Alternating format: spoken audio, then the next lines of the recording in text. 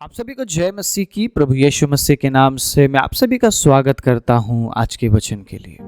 परमेश्वर के प्रिय लोगों, आज कुछ ऐसी बात मैं आपके बीच में बांटने जा रहा हूं जिस बात को सुनकर आप काफी प्रभु के नजदीक हो जाएंगे। हमें हमेशा उन बातों को तलाशना है जिन बातों के जरिए हम परमेश्वर के नजदीक हो सकते हैं। परमेश्वर से दूर करने वाली बहुत सी बात है, लेकिन उसी जगह में परमेश्वर के नजदीक होने वाली बातें बहुत कम है। कई बार तो हमें मिलता ही नहीं वो बात जिससे हम परमेश्वर के नजदीक हो सके।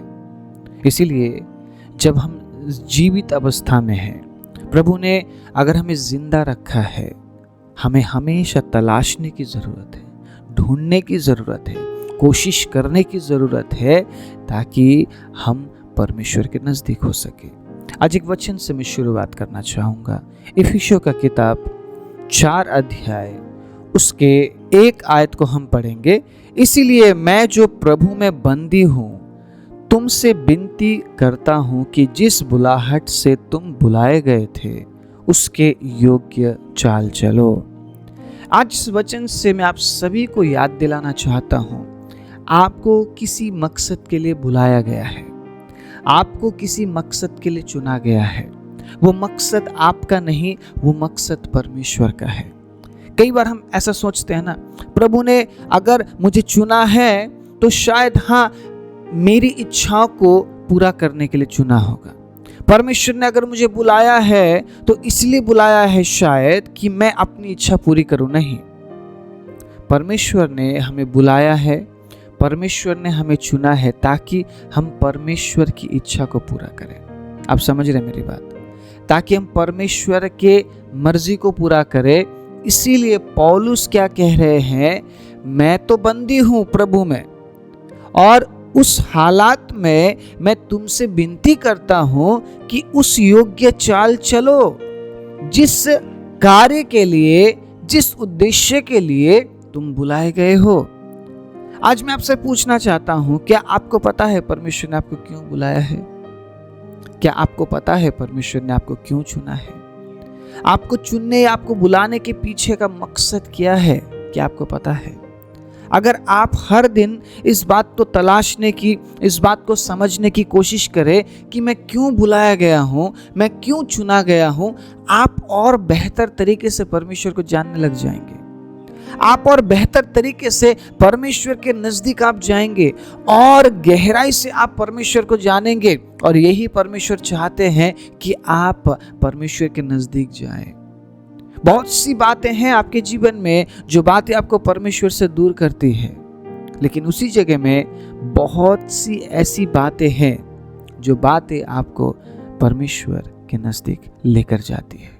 लेकिन हमारा प्रॉब्लम पता क्या है, हम उन बातों के अनुसार नहीं चलते जो बात हमें परमेश्वर के नजदीक लेकर जाती है। हम उन बातों के अनुसार चलते हैं जो बात हमें परमेश्वर से दूर लेकर जाती। हम चुनाव नहीं कर पाते। हम क्यों नहीं चुनाव कर पा रहे हैं? क्योंकि हम उस योग्य चाल नहीं चल रहे हैं। हमारे बुलाए जाने के अनुसार हम खुद को तैयार नहीं कर रहे हैं। आप सबसे पहली बात ये समझ लीजिए, आपको बुलाया क्यों गया है, आपको चुना क्यों गया है। पूछिए परमेश्वर से, प्रभु मुझ पर रिवील कीजिए। क्या हम एक ऐसे परमेश्वर की आराधना करते हैं जो सुन नहीं सकता? क्या हम एक ऐसे परमेश्वर की आराधना करते हैं जो बोल नहीं सकता? क्या हम एक ऐसे परमेश्वर की आराधना करते हैं जो कार्य नहीं कर सकता? मुझे बताइए, आप जिस परमेश्वर पर विश्वास करते हैं, क्या वो बोल नहीं पाता है? क्या वो सुन नहीं पाता है? क्या वो देख नहीं पाता है? क्या वो कार्य नहीं कर पाता है? हम जिस परमेश्वर की आराधना करते हैं वो जीवित है, वो देख सकता है, वो बोल सकता है, वो सुन सकता है। इसीलिए तो उसने हमें जीवित प्राणी बनाया। हम किसके देन है? हम कहां से आए हैं परमेश्वर के अजीजों? हम जमीन के अंदर से निकले नहीं है, हम कहीं से फट के पैदा नहीं हुए। परमेश्वर ने हमें बनाया है। परमेश्वर ने हमें अपने स्वरूप और अपनी समानता में बनाया है। उसने हमें स्वरूप दिया है, उसने हमें समानता दी है।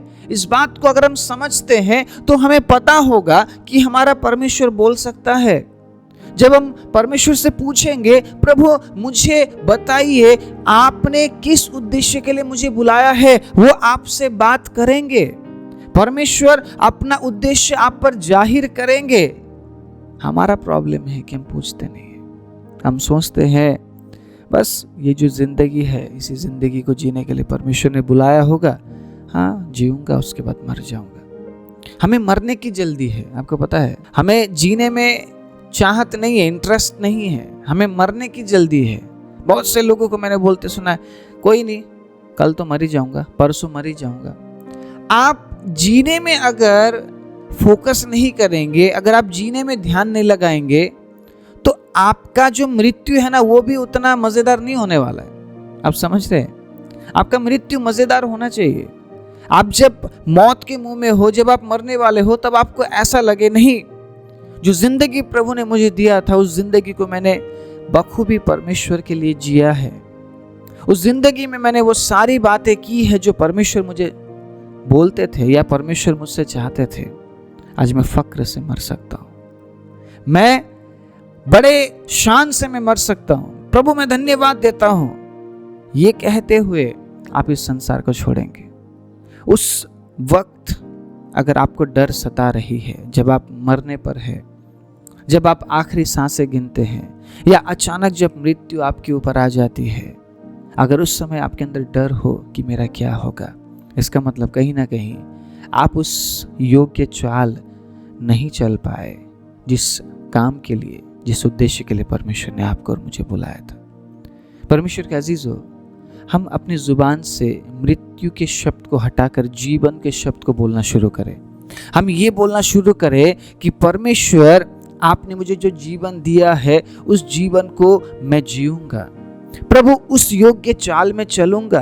कई बार हम ऐसा भी सोचते हैं ना, परमेश्वर ने मुझे परमेश्वर के उद्देश्य के अनुसार चाल चलने के लिए बुलाया है, इससे अच्छा तो मरना ही सही है। मैं मर जाऊंगा, मैं कल मरूंगा, मैं परसों मरूंगा। हम मृत्यु के बातों को ज्यादा बोलते हैं, हम जीवन की बातों को नहीं बोलते हैं। परमेश्वर ने हमें क्यों चुना है? ताकि हम जीवन की बातों को बोलें। आज मैं कुछ बातें आपके बीच में रखूंगा, आप क्यों बुलाए गए हैं। अगर वाकई में परमेश्वर के प्रिय लोगों, इस वचन को आप थाम सके, इस वचन को आप पकड़ सके ना, बहुत कुछ आपके जीवन में बदलाहट होने वाला है। मैं उसी अध्याय के, चौथे अध्याय के आगे में कुछ बातें पढ़ाऊंगा, ध्यान से सुनिएगा। दूसरे आयत से बहुत ही इंपॉर्टेंट बात यहाँ पर लिखी हुई है, हम सब के लिए आज प्रभु का वचन है। अर्थात सारी दीनता और नम्रता सहित और धीरज धरकर प्रेम से एक दूसरे की सह लो। आप क्यों बुलाए गए हैं? सबसे पहली बात, आप क्यों चुने गए हैं? सबसे पहली बात, सारी दीनता, क्योंकि उसने आपको घमंड और अहंकार से इसलिए चुना ताकि आप दीन बन सके। आप समझ रहे हैं? उसके बाद नम्रता, यीशु मसीह ने भी इस प्रकार से कहा है, मुझसे सीखो क्योंकि मैं मन में नम्र और दीन हूं। ये दोनों बातें यीशु मसीह में पाई जाती है।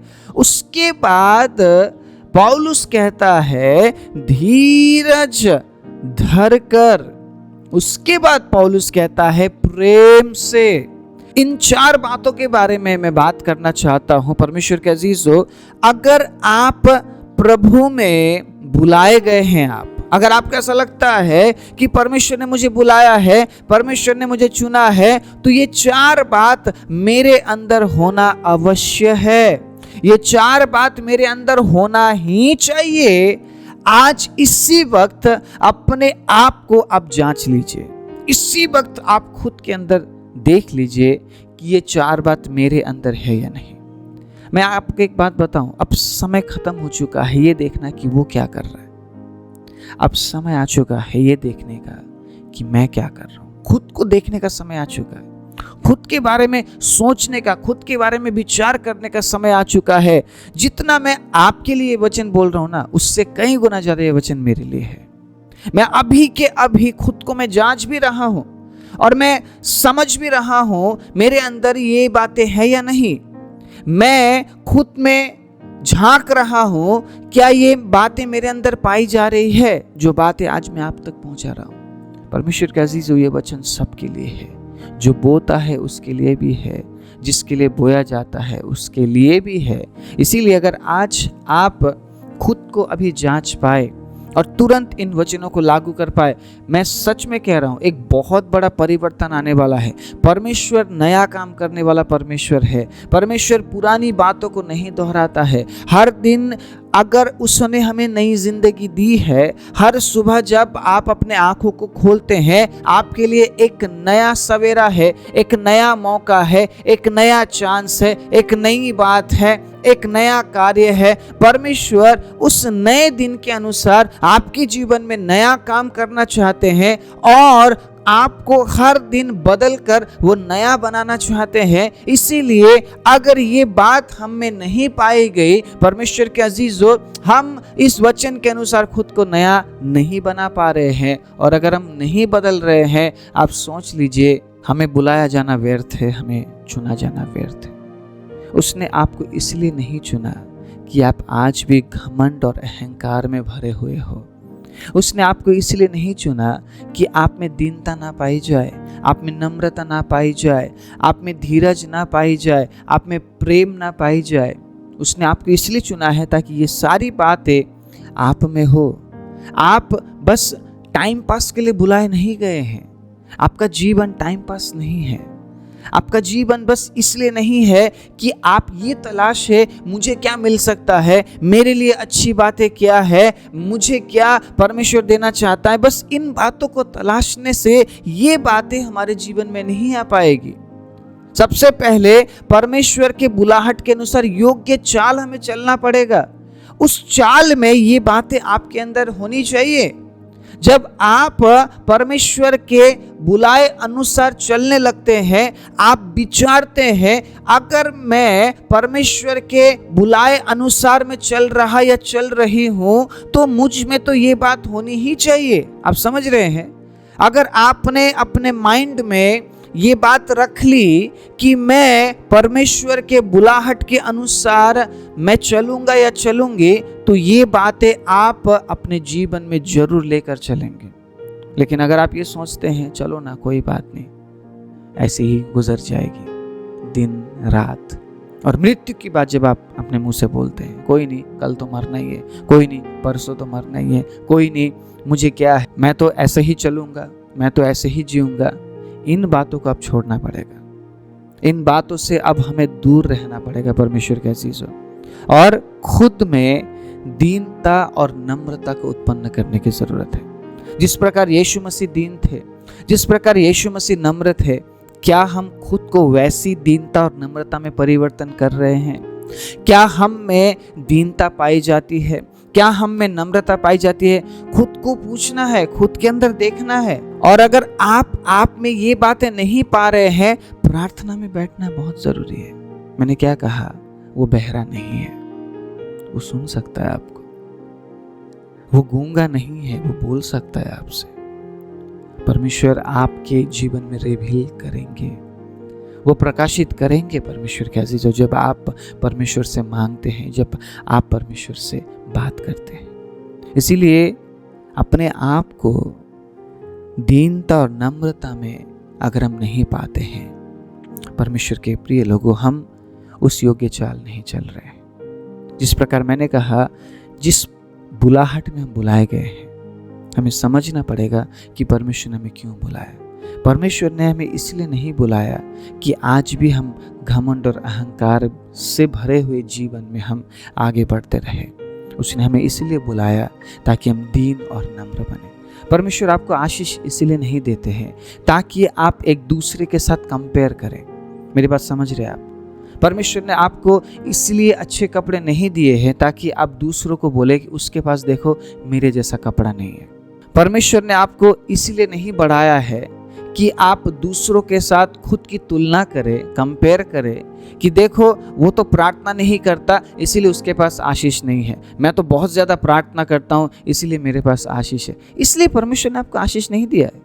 परमेश्वर ने आपको इसलिए बढ़ोतरी नहीं दिया कि आप दूसरों के साथ खुद की तुलना करें और आप ये बोले देखो वो तो बढ़ ही नहीं पा रहा है, मैं तो यहाँ पहुँच गया हूँ, मैं तो वहाँ पहुँच गया हूँ। परमेश्वर जानता है आप कौन है, परमेश्वर जानता है आप कौन थे और परमेश्वर जानता है आप अनंत जीवन में होंगे या नहीं।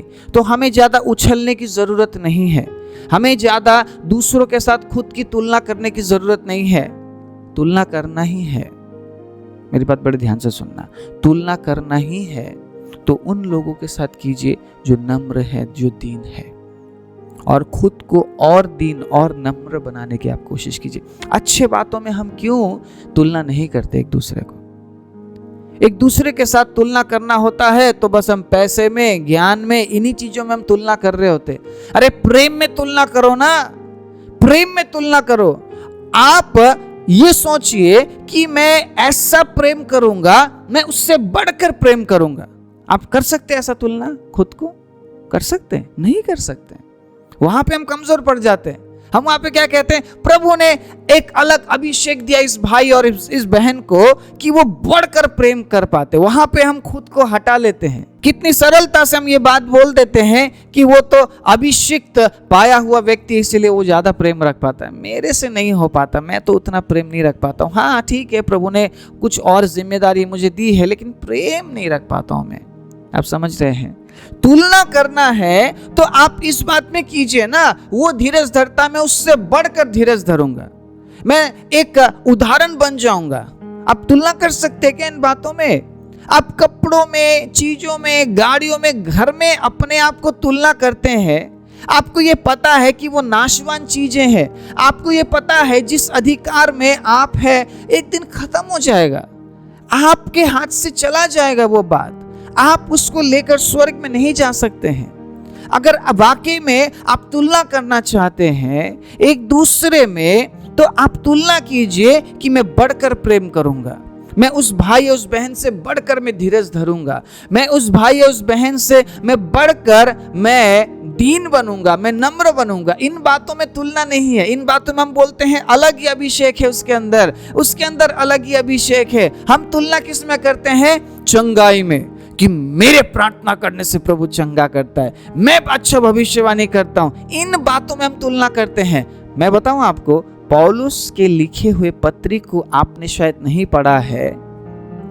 पौलुस क्या कहता है? सब कुछ जाती रहेगी, चंगाई, भविष्यवाणी, अन्य भाषा, सब कुछ, बस एक ही बात है जो हमेशा के लिए बना रहेगा, वो है प्रेम।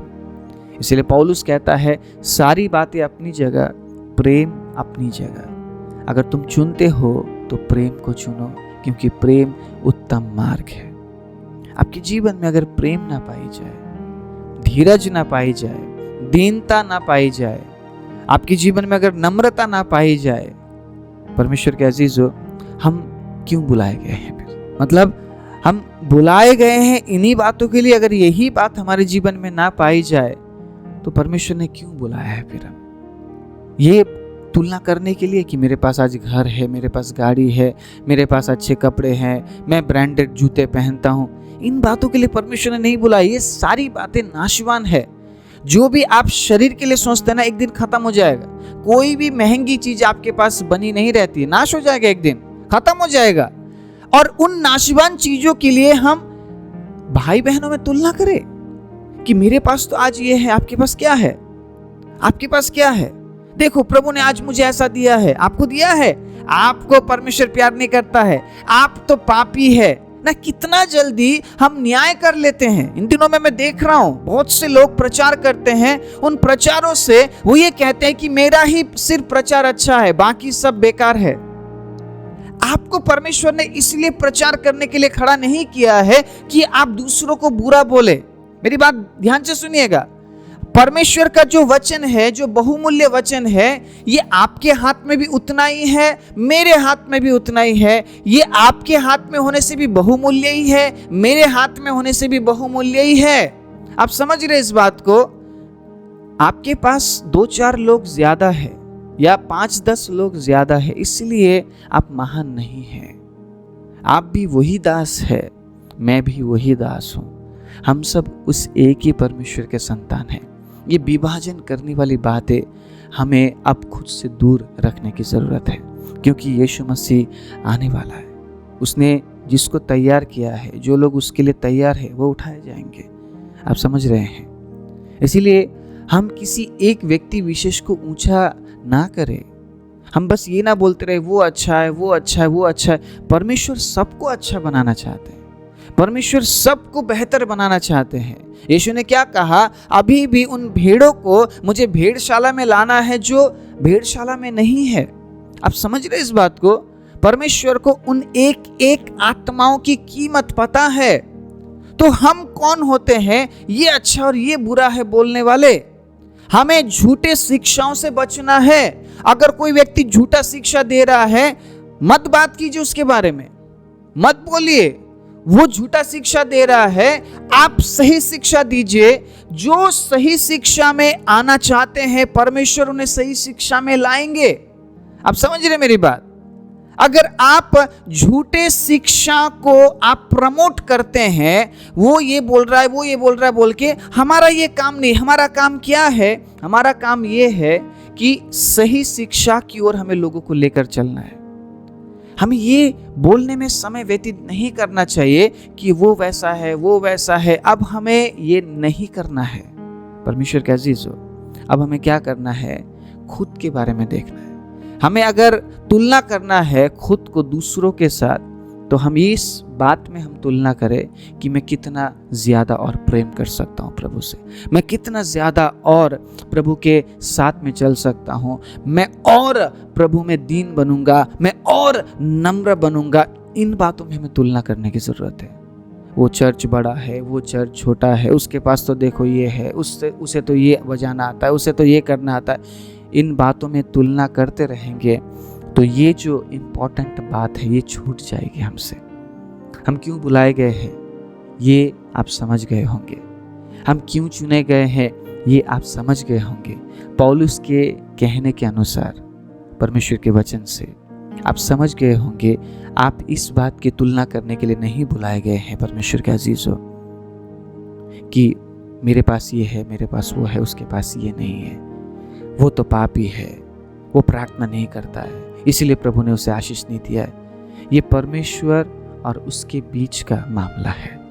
हम उसमें इंटरफेयर नहीं कर सकते हैं। हम लोगों को समझा सकते हैं, हम लोगों के लिए वचन दे सकते हैं, लेकिन परमेश्वर और उनके बीच में जाकर हम इंटरफेयर नहीं कर सकते हैं। हम वहाँ पे कोई भी ऐसी बात नहीं बोल सकते कि आपका रिश्ता परमेश्वर के साथ नहीं है, ये नहीं है, वो नहीं है, आप पापी है, आप ऐसा है। इसलिए प्रभु ने हमें नहीं चुना है। यहाँ पे तो साफ पौलुस ने कह दिया, एक दूसरे की सह लो। अगर हम नम्र नहीं हैं, अगर हम दीन नहीं हैं, अगर हमें धीरज नहीं है, प्रेम नहीं है, तो हम एक दूसरे को कभी सह ही नहीं पाएंगे। और परमेश्वर ने हमें क्यों बुलाया है? ताकि हम एक दूसरे को सह सके। तभी तो कलीसिया बनती है। हालेलुया। तभी कलीसिया बनती है। कलीसिया में हर एक व्यक्ति परफेक्ट नहीं होता है। कई बार तो पास्टर भी परफेक्ट नहीं होता है। आप समझ रहे मेरी बात? लेकिन विश्वासी पास्टर को सहते हैं, पास्टर विश्वासियों को सहता है, क्योंकि इसलिए प्रभु ने हमें बुलाया है। अगर हम सह नहीं पाए, हम परमेश्वर के राज्य को स्थापित नहीं कर पाएंगे। अब ये बोलना छोड़ दीजिए, आपको बहुत कुछ आता है, दूसरों को कुछ भी नहीं आता है। अब ये सिखाना शुरू कीजिए, अगर हम दीनता और नम्रता, सहन शक्ति में, प्रेम में, धीरज में आगे नहीं बढ़ेंगे तो बहुत कुछ सीखने से भी फायदा नहीं है, बहुत कुछ सिखाने से भी फायदा नहीं है। परमेश्वर के लोगों को अब हमें ये सिखाना पड़ेगा कि हमें नम्र बनना है, हमें दीन बनना है, हमें धीरज धरना है, हमें प्रेम करना है। तभी तो हम एक दूसरे को सह पाएंगे और ये बातें खत्म हो जाएगी। उसके पास ये नहीं है, मेरे पास ये है, वो तो बेकार है, उसे तो कुछ भी नहीं आता, मुझे तो सब कुछ आता है। अगर ये बातें चलती रही, परमेश्वर के अजीजों, परमेश्वर का कलीसिया कभी मजबूत नहीं होगा और शैतान को मौका मिलेगा उस कलीसिया में फूट डालने की, उस कलीसिया को बर्बाद करने की, उस जीवन को बर्बाद करने की। इसीलिए अगर हम बुलाए गए अनुसार हम चलने लग जाएं, हम समझने लग जाएं कि प्रभु ने हमें क्यों बुलाया है, क्यों चुना है, हम परमेश्वर के राज्य को और भी बेहतर तरीके से और भी जल्दी स्थापित कर पाएंगे और बहुत से लोगों के जीवन में हम परिवर्तन को देखेंगे, क्योंकि मसीह ने, परमेश्वर ने हमें इसलिए बुलाया है और इसलिए चुना है ताकि हम एक दूसरे को लेकर प्रभु के राज्य में आगे बढ़ सके। तुलना इन बातों में ना करते हुए कि मेरे पास ये है, उसके पास ये नहीं है। तुलना इन बातों में करते हुए कि मैं कितना प्रेम करता हूँ, क्या मैं उससे बढ़कर प्रेम कर रहा हूँ, क्या मैं उससे बढ़कर धीरज धर रहा हूँ, क्या मैं उससे बढ़कर नम्र और दीन हूँ। इन बातों में हमें तुलना करते हुए आगे बढ़ना है और आप जरूर आपके जीवन में परिवर्तन देखेंगे। आप जब किसी को देखते हैं कि वो व्यक्ति प्रेम करने वाला व्यक्ति है, दया करने वाला व्यक्ति है, आप ये देखकर और दया और प्रेम से भर जाएंगे। ये तुलना हमें करना पड़ेगा और प्रभु आपको अद्भुत रूप से आशीष देंगे। आपको अगर आप इन बातों को अपने जीवन में नहीं प्राप्त कर पा रहे हैं या आप आपके जीवन में इन बातों को नहीं देख पा रहे हैं, तो प्रार्थना करना और बुलाहट के अनुसार खुद को चलाने की कोशिश करना बहुत ज़रूरी है। और जब आप प्रार्थना करेंगे, जब आप इन तरीकों को अपनाने की कोशिश करेंगे, पवित्र आत्मा आपके साथ है। पवित्र आत्मा इसीलिए आपको दिया गया है, जो कार्य आप ना कर सके उन कार्य को करने के लिए पवित्र आत्मा आपकी सहायता करे। हालेलुया। बिना पवित्र आत्मा के हम मसीह जीवन में आगे नहीं बढ़ सकते। इसलिए हर दिन परमेश्वर से प्रार्थना करना और इन बातों को मांगना और योग्य चाल चलना आप ना भूले, ताकि आपके जीवन से बहुतों तक ये संदेश, ये प्रेम, ये धीरज, ये नम्रता, ये दीनता पहुंच सके और वो यीशु को जान सके। आमीन। आइए अपने आंखों को बंद करें। सर्वशक्तिमान जीवित दयालु परमेश्वर पिता, एक सुंदर सरल वचन के लिए हम आपको धन्यवाद देते हैं। पवित्र आत्मा, हर दिन आप हमें नए वचनों से, नए प्रकाशनों से भर रहे हैं। प्रभु, आपका मकसद यही है कि प्रभु हम तैयार हो और हम बहुत से लोगों के लिए आशीष का कारण बने। प्रभु, आज से हम ये तुलना कभी नहीं करेंगे कि मेरे पास जो है मेरे सामने वाले व्यक्ति के पास भी वो होना चाहिए। अगर उस व्यक्ति के पास वो नहीं है तो वो पापी है, वो प्रार्थना नहीं करता है, उसे परमेश्वर आशीष नहीं देता है। हम इन बातों में ना जाएं। प्रभु, इस प्रकार से सांसारिक चीज़ों में हम एक दूसरे को तुलना ना करें, बल्कि हम आत्मिक बातों में, प्रभु वचन के बातों में हम एक दूसरे की तुलना करें और अधिक हम प्रेम करने वाले, अधिक हम धीरज धरने वाले, अधिक हम नम्र बनने वाले और अधिक दीन बनने वाले हम बन जाए। प्रभु, आप सहायता और मदद कीजिए। वचन सुनने वाले सभी पर आपके अनुग्रह और दया को उठेलते हुए प्रार्थना प्रभु यीशु के नाम से मांगते हैं। आमीन।